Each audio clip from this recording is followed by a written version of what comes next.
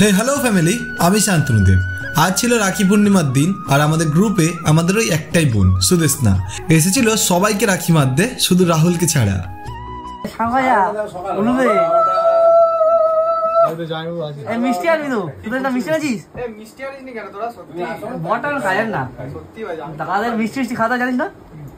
রাখি বাঁধা শুরু হয় সুমনদার থেকে, তারপর নেক্সট ছিল ছুটু, যার এই নিয়ে 5টা রাখি বাঁধা চলছে।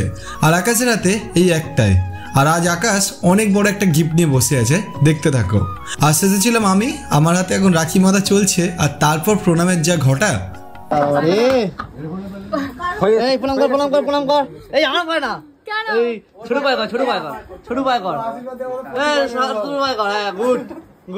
ভালো প্রণাম কর, একদম আমাকে একদম।